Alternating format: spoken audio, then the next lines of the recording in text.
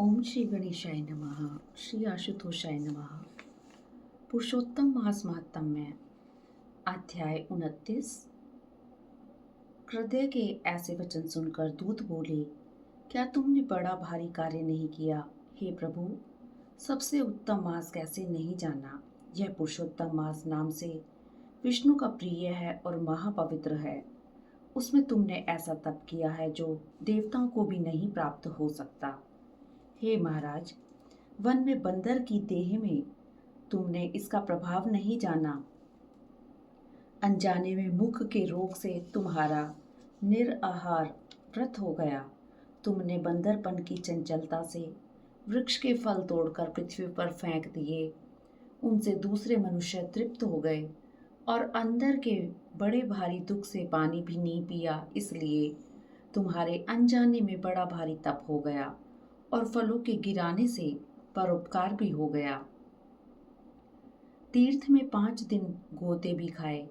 इसी से पुरुषोत्तम मास में तुम्हारा स्नान का फल भी हो गया। इस तरह तुम रोगी का अनजाने तप हो गया, सो यह सफल हो गया। श्री नारायण बोले, इस प्रकार कहे हुए अपने भाग्य को सुनकर वह गोलोक को जाकर प्राप्त हो गया।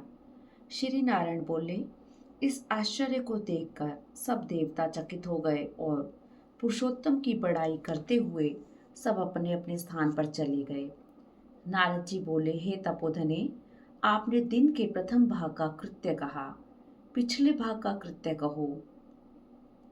पिछले भाग का कृत्य कैसे करना चाहिए, कृपया करके यह भी कहिए।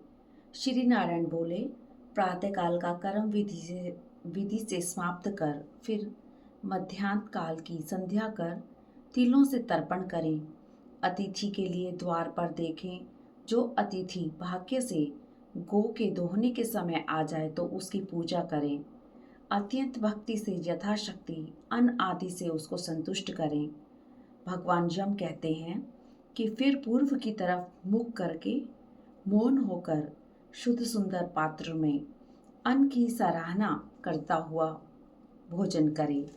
पहले स्वाहा के अंत ओंकार का उच्चारण कर घी से लपेटे हुए 5 ग्रासों को बिना दांत लगाए जीवा से निगल जाएं। फिर मन लगाकर पहले मीठा भोजन खाएं। ब्राह्मण शास्त्र विरुद्ध अभक्ष्य भोज्य आदि पदार्थों को न खाएं। सूखा भासी भोजन भी अभक्ष्य कहा है। भोजन पर बैठकर श्रेष्ठ मार्ग का विरोध न करें। श्रेष्ठ शास्त्र के आश्रय से पार ब्रह्म भी श्री कृष्ण का विचार कर फिर बुद्धिमान पुरुष सर्वत्र आजीविका न हो तो भी एकाग्र मन होकर 2 घड़ी आत्मविद्या का श्रवण करे।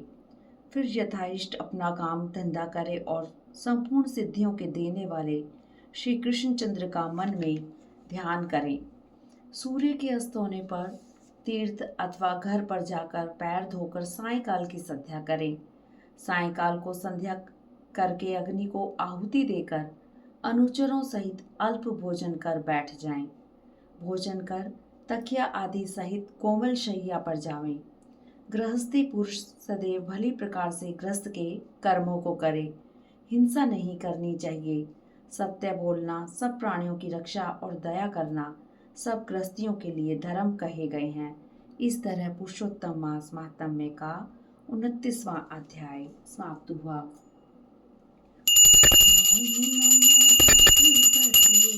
वासुदेवाय